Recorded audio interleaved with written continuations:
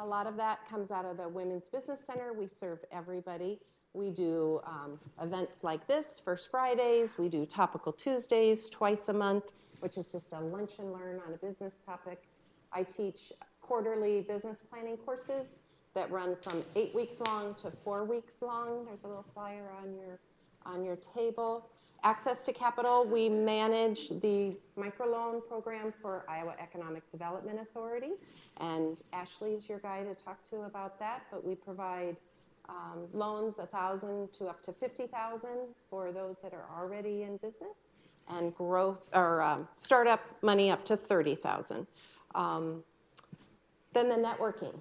Big part of networking is coming to events, us connecting you to all the fantastic resources there are in Des Moines. Our other program is the VITA program. We hold the IRS grant for a program called Volunteer Income Tax Assistance. And so Michelle partners with 27 partners around the state of Iowa, United Ways, ISU Extensions, and we all provide free income tax preparation for low to moderate income Iowans at the tune of about 19,000 to 20,000 tax returns a year, which is multi-million dollars that are going back into our communities in the state of Iowa. So it's a win-win-win. Our partners just do it during the tax season, but our office does them year-round. So we do up to 13 or 14 years back taxes to just somebody that just needs a little help, or as Michelle mentioned, kind of transitioning to a Schedule C. What does that mean as I start my new business? So it's a great resource. We have had the pleasure of partnering with the Greater Des Moines Partnership during our First Friday events, and I'll have Christina come up and talk about things she's got coming up because it's another Des Moines great resource for small businesses. Thanks, Claire. I'm going to use the microphone here so it goes through our speaker. But we have been filming these so that we actually can share these stories out further. So Mike back there will be videotaping. We have several people watching in live. We've been excited. We've always teamed with them. I speak at their classes. They come here. Ashley gets continual referrals from me. He teaches one of my classes as well. So my focus is actually more on existing businesses. So once you're up and running, the excitement wears off. So how do we keep you going, and strategizing on how to keep you going, and maybe even reevaluating what you're doing if you need to pivot or not. So my resources are free as well. I usually take a referral in, or if you're here today, just shoot me a message and say, hey, I was at one of your events. I'd like to meet with you. Everything from getting up and running, again, keeping you growing, to your succession planning out is what we focus on. So I'm excited to hear Amy speak today. I've got to work with her a little bit. She is one of those that we've all kind of worked with a little bit, which is great. It shows how we do refer people back and forth and get people to the right resource. So I'm excited to get going. So we'll get going, and Great. I'll let you take One over. program I failed to mention is our all-female angel investing network called Fin Capital. It's Iowa's only female investing network. They invest money in startups around the country. Hear pitches once a month, a little like Shark Tank. They take a little longer to make those investments, but that's another one of our great programs. So let's get started. Want to? Okay. So as Amy comes up, I will read an edited bio for you. So Amy Doyle, Emory Dry Ice. Amy is a licensed attorney and member of the Iowa State Bar Association, who's called Des Moines home for the past 16 years. As an attorney, Amy has practiced law in a wide variety of fields over the past decade. She began her career in private practice with Iowa's only consumer protection law firm, then later joined Principal, and then Aviva. When Aviva went through an ownership change, Amy decided to leave corporate law and utilize her talents in the nonprofit sector. She took a leadership position at Embark, Iowa's only ethnic community-based organization, where she specialized in immigration law and operational efficiencies.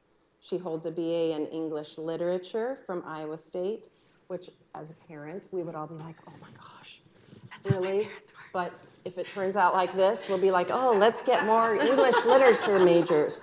And then a JD from Drake, go Bulldogs. Amy is the CEO of Emory Dry Ice, a dry ice blasting services startup headquartered in Des Moines. Emory is proud to be a 66.75 woman-owned and certified woman-owned small business. Welcome, Amy. Thank you. Thank you, Kim. All right. This is all our First Fridays get to have a little commercial. So you just tell us, and then we will watch. Just tell us what Emory Dry Ice Blasting is. Okay. So the easiest parallel to dry ice blasting is power washing, right? Or sandblasting. So you're going to take a media, you're going to push it through a blasting machine. Whatever the dry ice strikes, it will remove, right? So we're a restoration, remediation, maintenance company. We focus primarily in industrial manufacturing markets. You could rent a dry ice blaster. We do equipment rental, and then we do the services ourselves. So y'all could come and rent a blaster from us, and you sure could take the paint off of your deck or refinish, your grandma's old bed frame that you have sitting around. It's probably not going to be as cost efficient as a power washer or a sandblaster. So that's why we focus on the bigger commercial customers. We want people who have recurring, repetitive maintenance needs, and they have big maintenance budgets that can support that, right? So our primary markets right now are oil and gas. We do a lot of work with food and beverage companies, as well as locally, we do a lot of restoration remediation with big general contractors, construction companies. But it's hard to explain that, and so I think the easiest way is when people are like, I don't really know. I mean, I hear the words you're saying, but I'm not sure what dry ice blasting looks like. So we had Wickstead that helped us put together this little video, and even just the first couple minutes. There's no more efficient way to do it. There's no greener way to do it. You can see the results right now. Rarely do you find a situation where the green option is also the most effective. It truly has changed the industry. So everybody's heard of pressure washing or sandblasting. With sandblasting, there's tons and tons of cleanup, and it's time-consuming, dirty. A number of companies in a number of industries had a number of intractable problems.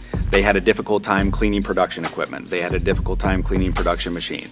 Sand or waiting for water to dry or worrying about drainage issues. In many cases, these companies had to replace on a regular basis expensive fixed assets because those machines and that equipment could simply not be cleaned.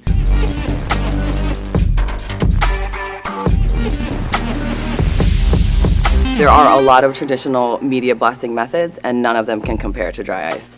Not in efficiency, not in just the ease of use. We are not using water. We are not using chemicals, so it's non-toxic. We used compressed air from inside our dry ice blasting machine to shoot small fragments of dry ice at a given surface. It doesn't matter if we're trying to remove ink off paper. It doesn't matter if we're trying to remove concrete off of equipment. Right, we get a lot of, well, good luck with this. You know, we've tried all the things. We'll see how it goes.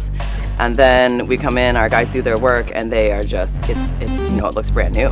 Dry ice blasting is environmentally friendly, no secondary waste, and less abrasive. It is dry, it's non-conductive, it's non-corrosive, non-flammable. Which means that you can clean equipment that is very sensitive, that other cleaning methods have damaged in the past. And it also means that you can be super aggressive and clean some of the dirtiest, grimiest, oiliest, greasiest types of residues off of various types of surfaces that you could possibly imagine on the face of the planet. We are just at the exact right time to have the best technology, the best advancements, so that it can do the best work.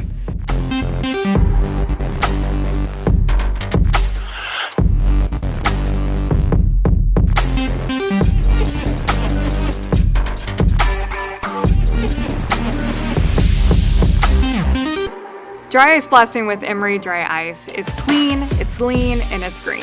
It truly sets itself apart compared to any other cleaning method. Once I was shown it, it's like, Okay, did you see the egg? Did you see the egg? That they took the ink off the egg. Anyway, that's amazing. So that's hard We think to. so too. That's why we wanted to show the video. So let's back up because this is an interesting entrepreneurship journey. A lot of times our entrepreneurs have a passion for something and they turn that passion into their business. And this is a little bit different path. So this will be fun to learn about because your path was law. So let's talk about your path of law. Okay. I think the English Lit major was no one's favorite choice. And I was really determined to be a teacher, a professor actually, and I had a really good mentor in college who said, here's the deal with getting your PhD. If you walk down that hallway, there's one door at the end of it and it's teaching at the collegiate level. But if you get your JD, there's many doors along that hallway. If you want to teach, then you can teach eventually. But if you decide you want to practice, there's hundreds, thousands of fields that you can do it. And so he just really encouraged me, and this is the advice I tell everybody now, like keep as many doors open as you can. And so that was his big message, and so that's why I chose law school. I interned at the Attorney General's office when I was there, and I went to the Consumer Protection Division, loved it, and so then when I graduated from law school, that's the type of law that I practiced. I worked at the only consumer protection law firm here in the state of Iowa.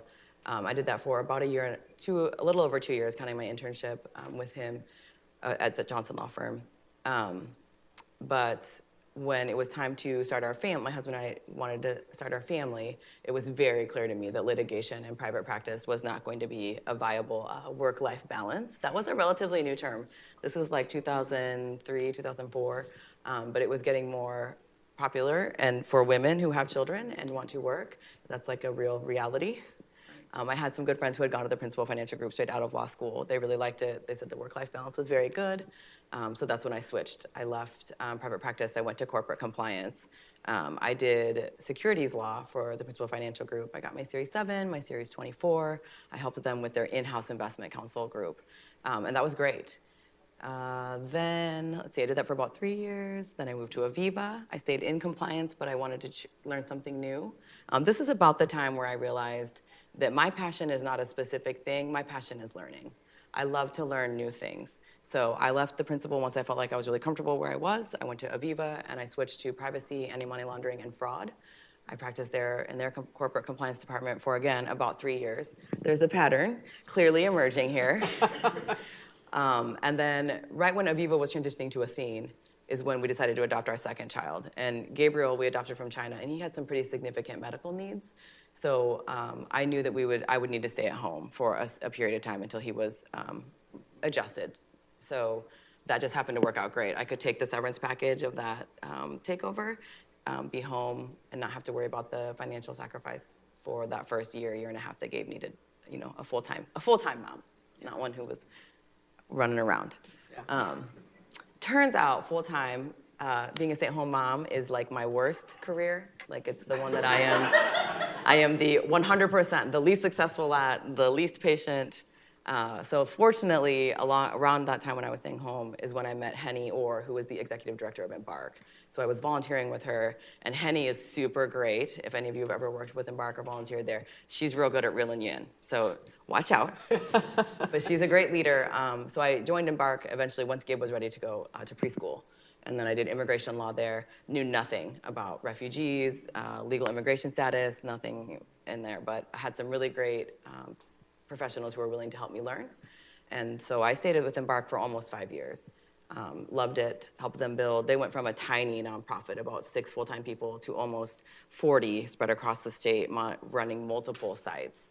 And that's when I discovered my second thing that I really love, which is helping people build functional models. I'm really great at, you tell me a lot of things, and then I will shake them down and break them into step 1, step 2, step 3. And so that's what I did for Embark for the latter half of my tenure there. Gabe had another surgery coming up, decided to stay home, again, to help him recover. And that was when I met 2 of my now 3 co-founders at Emory. And it wasn't passion for sure, but about dry ice.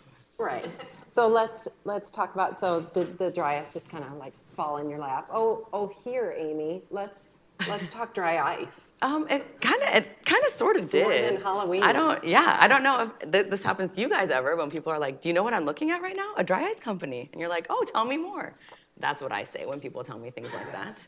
So Travis is one of our founding partners. He was looking at a dry ice manufacturing company, looking at stepping in as their COO, doing some due diligence there. And I was like, I don't even, other than like Halloween parties, which make for great drinks, and maybe like some Fong's punch bowls. Like I didn't really understand that dry ice wasn't a legitimate industry. And so Travis and then Josh, who's sitting back there so quietly, Josh was actually at that manufacturer. So he had been in dry ice for the last 3 years. And together they were like, this is the next thing. Not dry ice itself, but dry ice blasting services. Travis's background is in startups, which I think are very fascinating. The concept that you can take an idea, a solution, and then help scale it out as quickly and aggressively as you can appeals to like all of my learning, sharing, competitiveness, like checked all the boxes for me. So, So talk about, because that seems like kind of an overwhelming thought of going into an industry you knew nothing about, and saying, oh, okay, let's start this. So what did that look like? You had to build a team, and then, kind of walk us through how that process, how one does that. sure.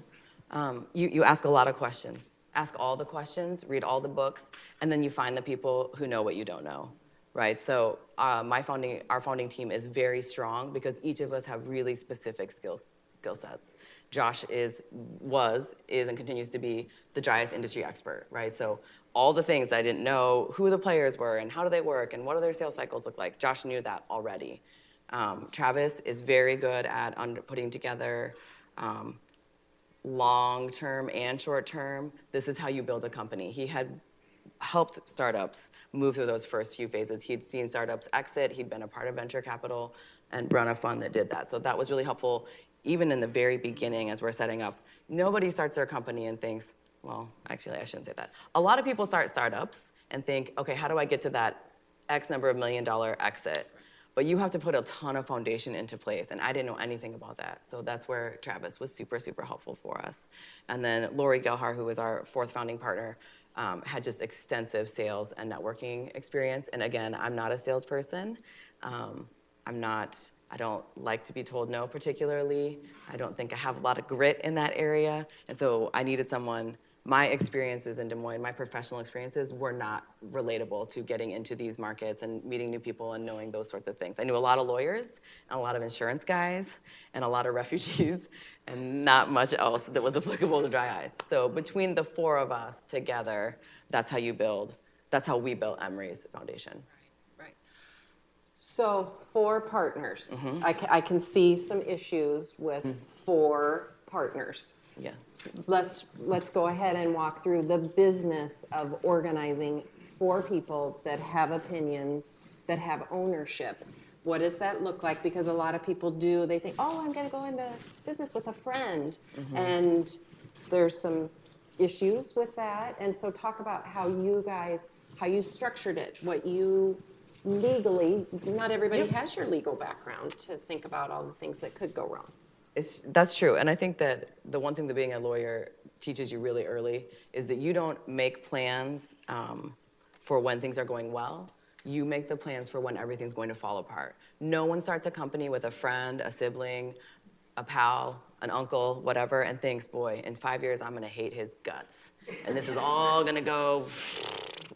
No one thinks that, but a disturbing number of partnerships end that way. So the smart thing is that you start the way that even under the worst case scenario, you would still separate and your company would be protected. So I think that was something that we were really clear about from the beginning, that we needed that legal structure. We're a C Corp, we each have specific shares, a percentage. There is no one partner that overrules the other. We don't have different classes of shares or anything like that. So that's the legal side, right? Get your documents in order and draft them, think in your head, I love you now, but if I didn't love you, if in fact I hated you, what would I need to have in place? And that's what you put in your legal documents, so that if all the things fall apart, you're still protected and what you've built is still protected. And then on the interpersonal side, I think that honesty is super important. The best rule, it's from Travis actually, and he said, anytime we're discussing something, the only thing that everybody always has to do is you assume the other person has the very best intentions. The instant you start assuming that your partners are looking at you or picking at you or being overly critique, you're gonna walk down a really bitter path. So if you can always from the beginning, I trust you, and I trust that where you're coming from means that you want the best for Emory, not just for yourself, but for all of us. You'll avoid a lot of misunderstandings. So how did the business start? Did you just incorporate and then, oh, here we are, Oh, I mean, bring on the business? yeah, that would be amazing. And if someone knows a way to start a company that way, you feel free to let me know. That's not how it works. Not in my limited experience, not yet. It's not. We worked a lot with attorneys to get all of that legal structure in place. And then, and it's expensive, I know that it is. What I will tell you is that doing that way will save you a ton of money later. So get that money together early and then use that to make sure that your foundation is solid. We incorporated actually in February of 2018 and then opened our doors in April. And we thought that everybody already knew how great dry ice blasting was. We were like, well, obviously, this is amazing. You're welcome, world. What we will do is make it easier for you to access it, right? We thought, because at the time, and this is from Josh's experience too, working with a dry ice manufacturer, it was a multi-piece and a multi-vendor process. You had to find your blaster, you had to find your ice, you had to find your compressor, to get the hoses, the nozzles, all the things. And then you had to, by some miracle, get them to your job site on time within your deadline. So we thought we will be the first one-stop shop for dry ice blasting. We will have our own equipment, we will partner with the dry ice manufacturer, and you call us and say, Amy, my job starts on Tuesday, and we'll say, see you there Tuesday, and we will bring everything to you. And so we were like, all right, let the calls begin. And really soon, thanks to Josh's network and his connections, we did have calls right away. So I think that that's super important too. You have to have some sort of viable customer base before you consider going out on your own.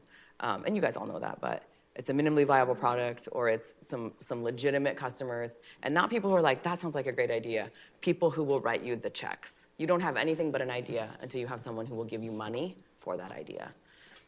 Josh fortunately had a lot of those people. What we learned really quickly is that our grand intention of being a one-stop shop was definitely about 5 or 10 years premature.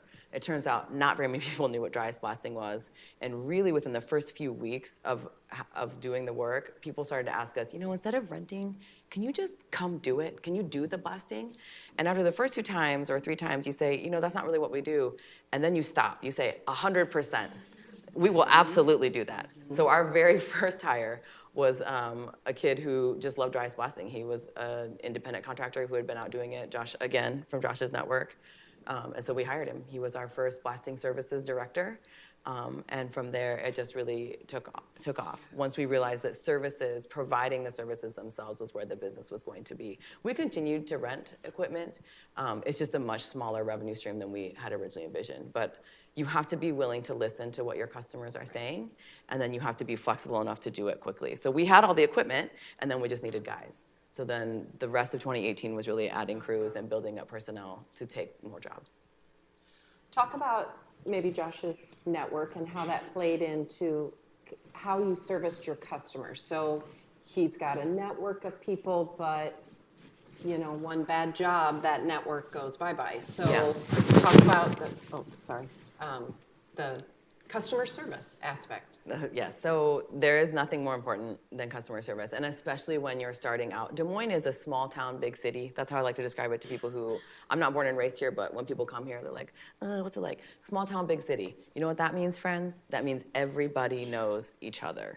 So the instant you mess up a deadline, lie about what you can do shoddy work, it's gonna spread really quickly.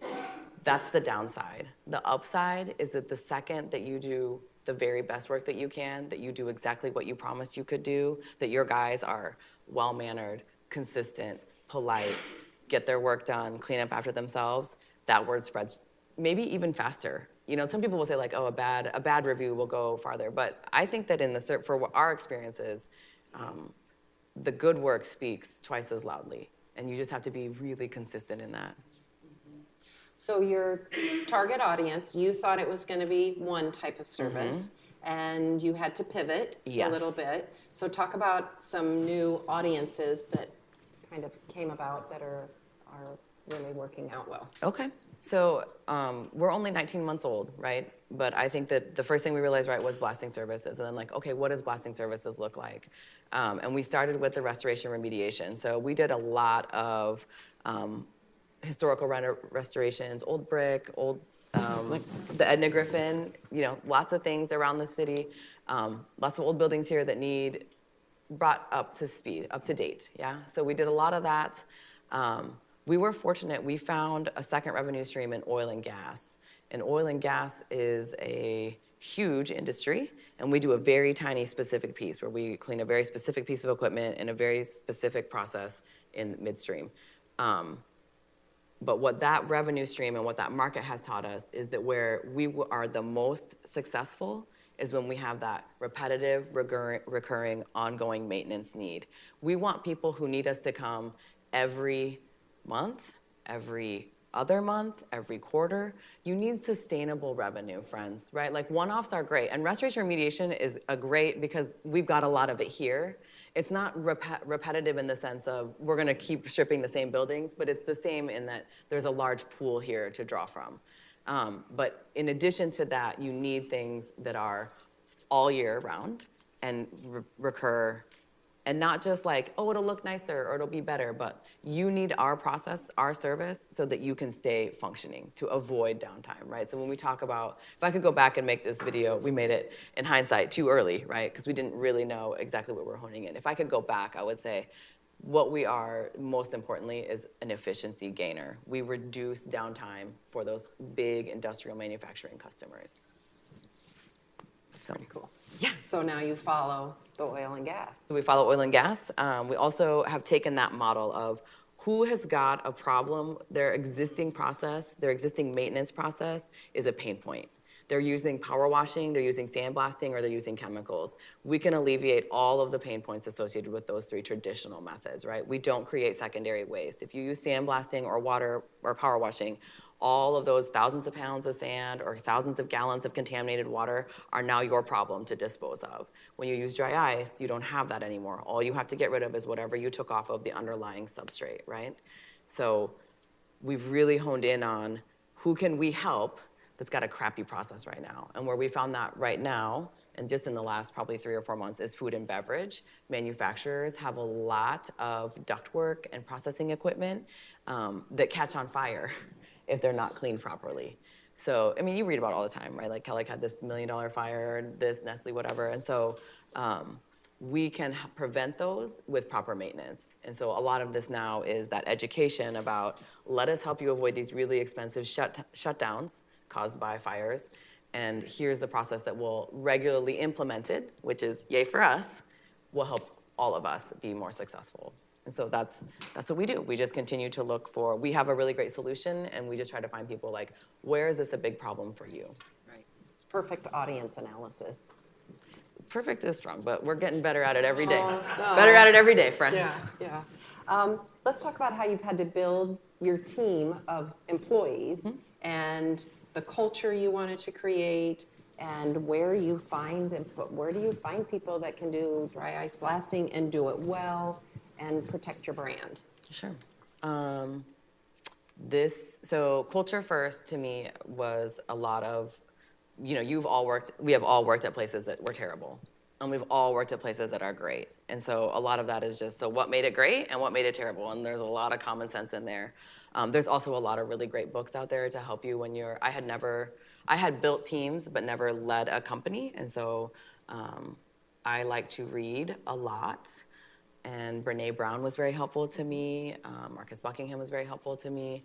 But you decide pretty early on what your core values are going to be. And even if you don't have like a little plaque that's like, these are my core values, every person knows, if you just take some time to think about it, what are they?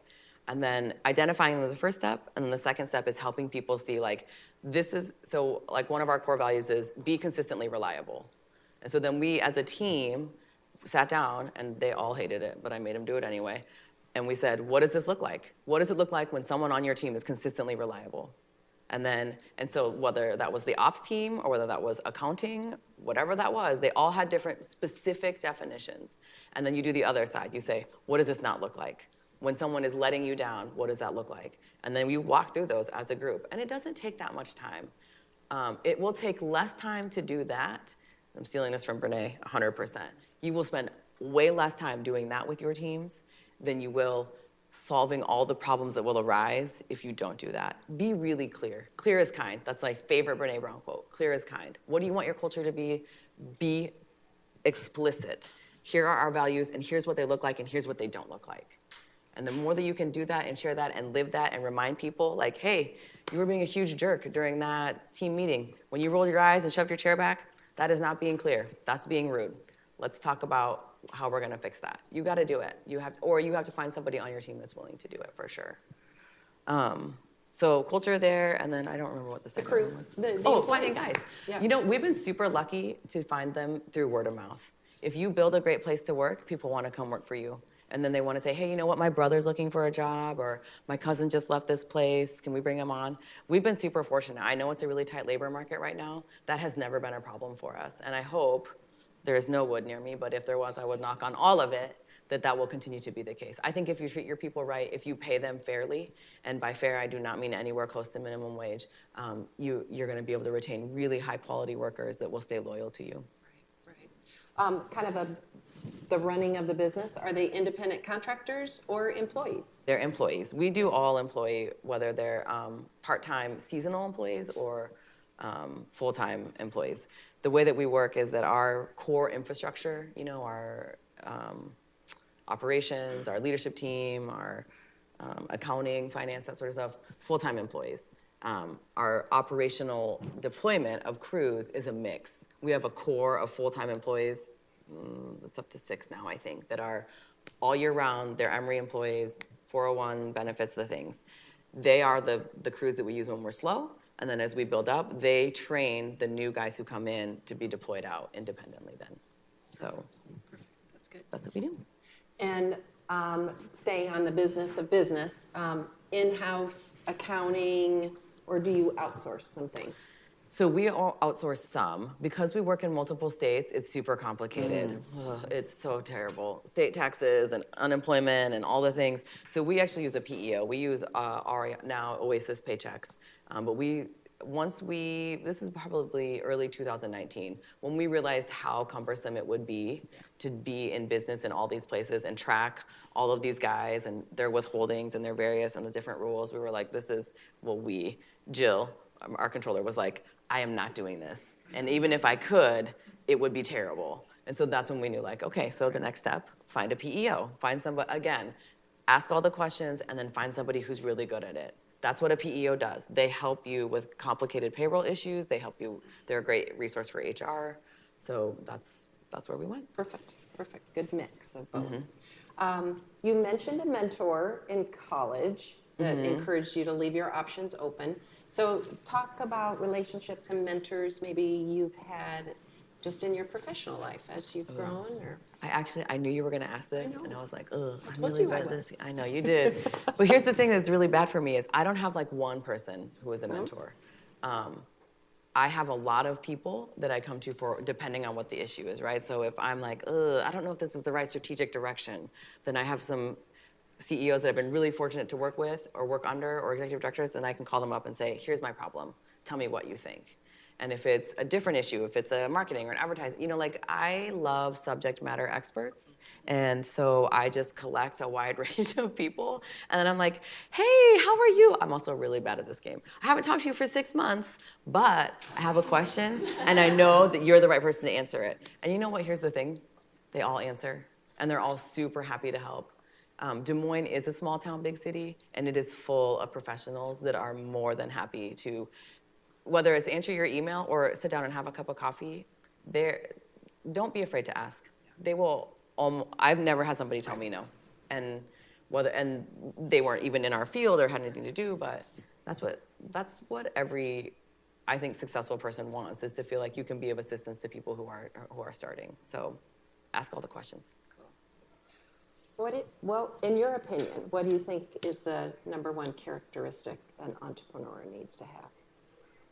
Determination. You gotta have it. You gotta grit, whatever you want to call it. if you are not determined in the face of all challenges, in the middle of real heated discussions with your partners, in the middle of a contract falling through or a big customer walking away, it's gonna be real tempting a lot to be like, you know what, not this. There's easier ways. And you know what, there sure are. There are way easier ways. My husband also owns his own company. We joke all the time when we're really stressed, one of us will look at the other and say, we could be sitting in our cubicles, our corporate jobs, going to our meetings, answering the emails. Like, there's easier ways, friends. But you have to want it, and you have to be willing to push on even when it's really terrifying, even when the odds look really rough. You just have to do it. So be determined, and just have faith in yourself, right? You can do it. You can do hard things. We all can.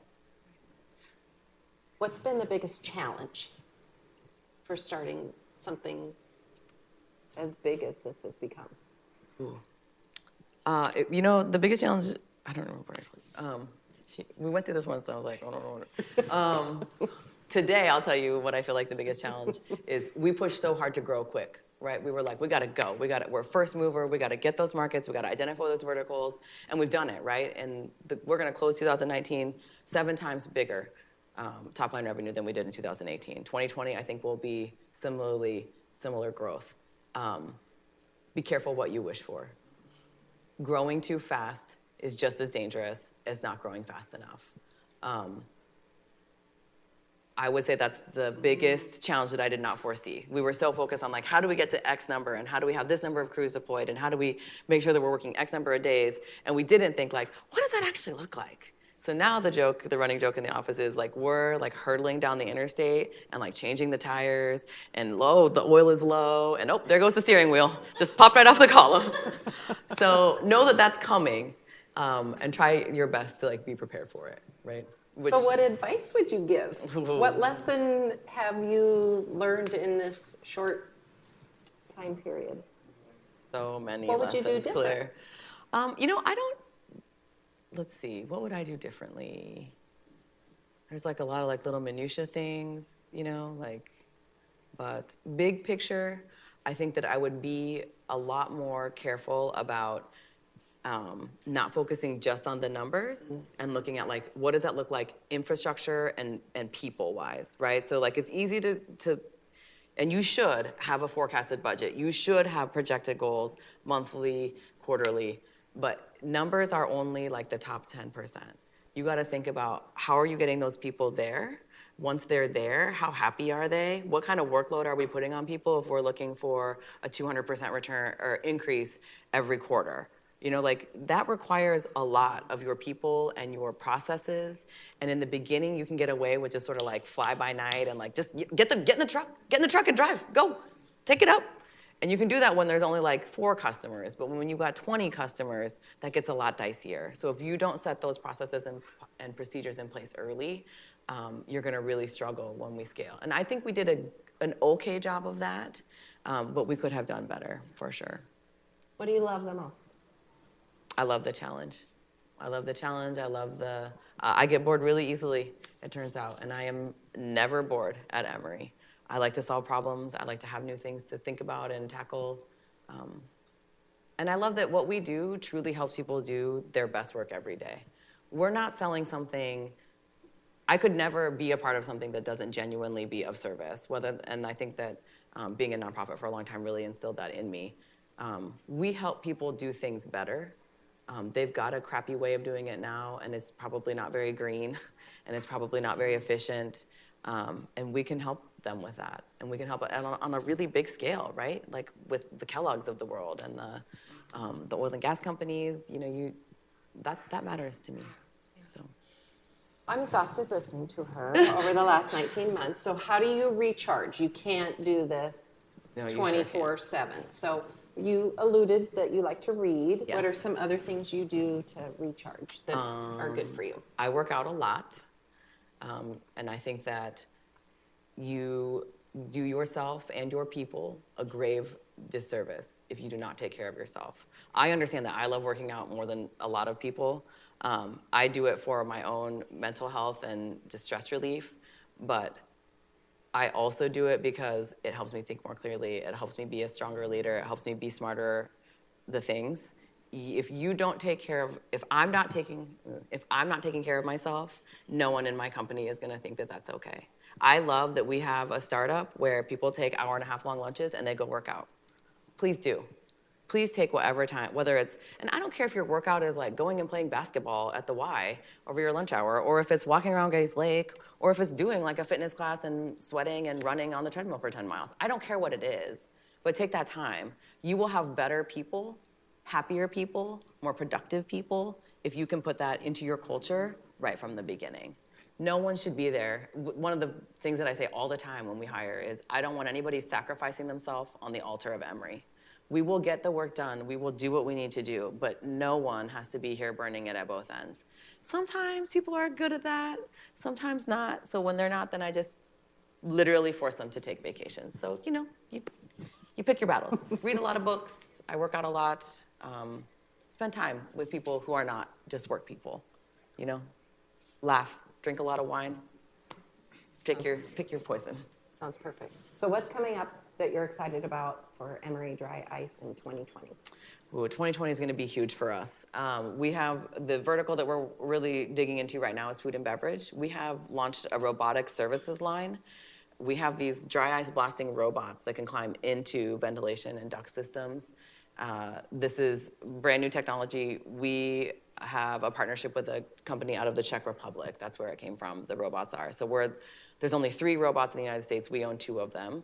The other one is down in Alabama doing sewer work, so we're very happy to have them taking care of. Yeah, they can keep that vertical. That's okay. Plenty of work for all of us. But food and beverage will be enormous, right? Like we were super excited about oil and gas because it is such a big industry. Food and beverage is bigger. And what we do for food and beverage is much more widespread. Every food processing facility has equipment that needs to be maintained. And if they don't, it will light on fire. Like, there's no, like, you know, we're not convincing anybody like, ooh, have you thought about this possible downside? They're like, yeah, we just had a fire last quarter. It cost us $2.5 million. You sure did, friend. Let us help you with that. So that's a huge market that we are coming into with a solution that no one else has. I think that we're moving very quickly to secure those relationships. I think there's some huge potential there. And then we've also, you know, we spent the last 1.5 years building really strong relationships in Des Moines.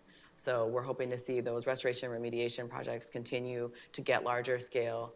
Our guys have built up a big, solid stockpile of experience and knowledge. So to get them out there and let them be able to kind of see what they can do is also really exciting. That's really exciting. Yeah, thank you. You guys have some questions? I think we're perfect. Thank you. Yeah, I wondered about the potential in healthcare. So we haven't one yet. That's a vertical that we've definitely considered. The only thing that I'm a little concerned about with healthcare is that our equipment is massive. So like a dry ice blaster is about the size of a washing machine, but the compressors that you need that level of force, they're the size of like a smart car. So you can't bring it into a hospital or like a sterile environment and set it up. I do know that Coaljet, which is the equipment manufacturer that we work with, they are working on like backpack size dry ice blasters. That's a vertical I know that they're interested in. We just haven't gone into it yet, but yes, agree that it will be a very viable market. Question? Yes, Bobby. This is working backwards, but how do you figure your pricing?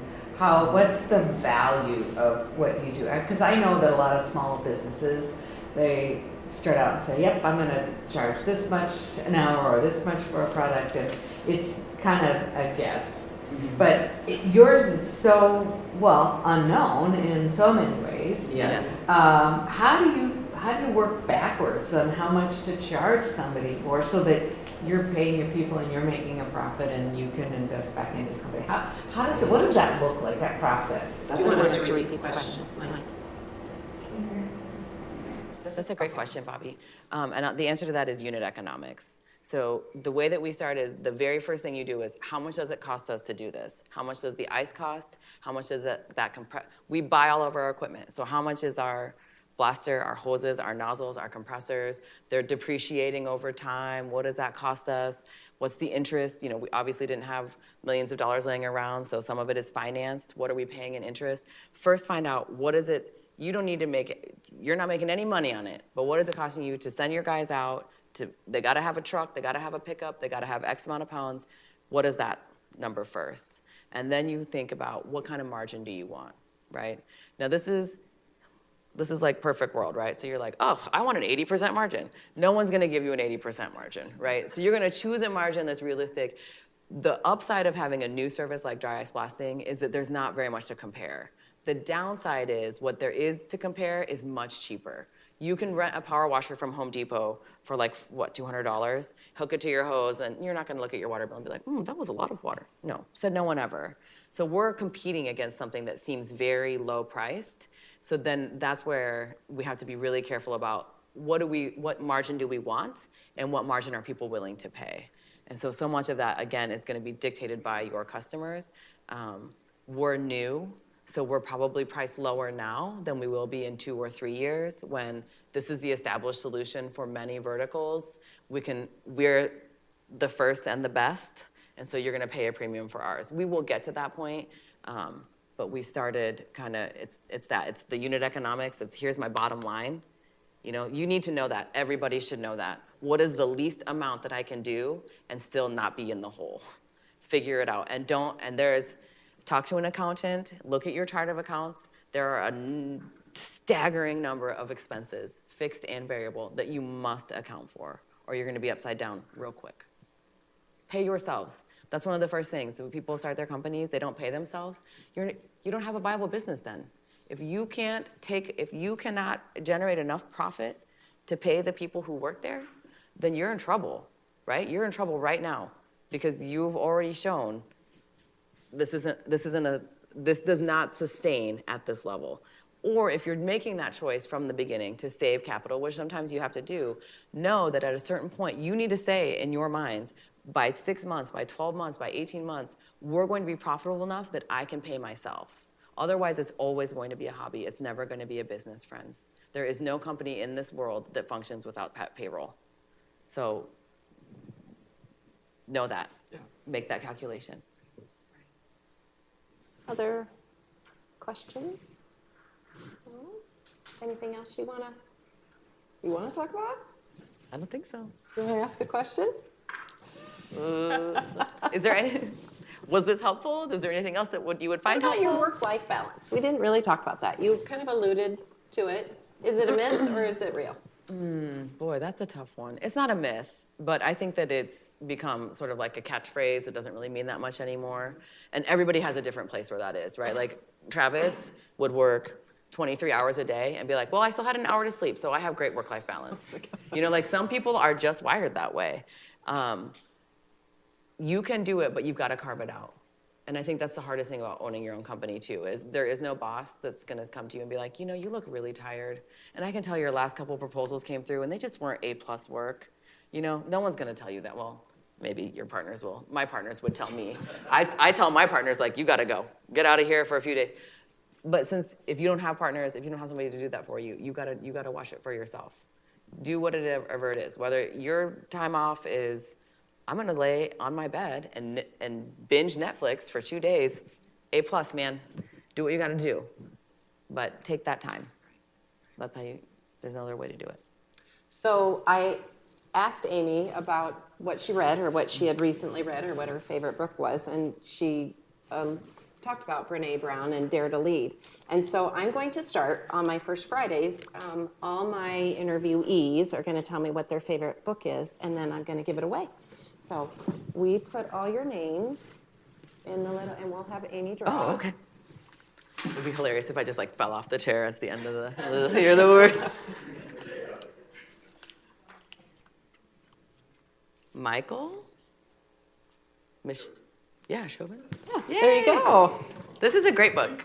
Thank the you. best, actually, if there was any one book that you were like, what book should I read tonight? Right. That's the one. Right. Well, thank you for sharing this fantastic journey. Thank you for having me. Absolutely, and we wish you nothing but success in dry ice.